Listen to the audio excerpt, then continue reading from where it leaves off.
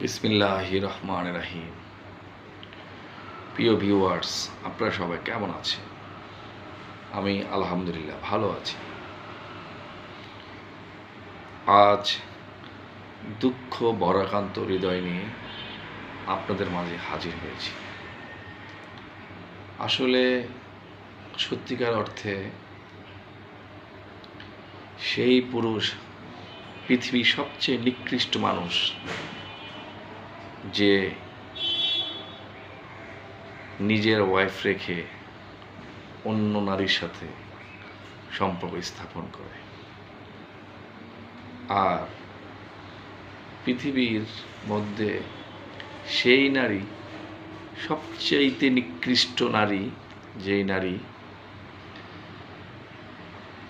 একজন বিবাহিত পুরুষের সাথে সম্পর্ক স্থাপন করে, যার ফলশ্রুতিতে একটি সংসার, একটি পরিবার ধ্বংস হয়ে যায়। এখানে আমি ইকরার বিষয়ে একটু বলতে চাই। যেহেতু আমরা মুসলমান, অনেকেই এই কথাটা বলেনি, যেহেতু আমরা মুসলমান, জীবন মৃত্যুর মালিক একমাত্র আল্লাহ তাআলা। মুসলমান কখনোই আত্মহত্যা সমর্থন করে না।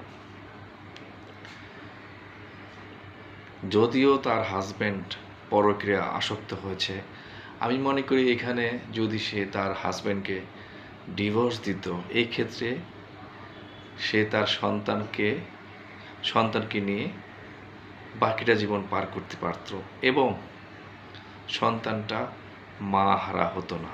আজ একদিকে সন্তানটা মা হারা, অন্যদিকে মুসলমান হিসেবে সে যে আত্মহত্যা করলো,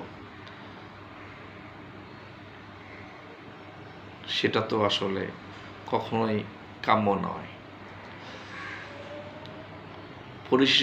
পরিশেষে শুধু একটা কথাই বলতে চাই,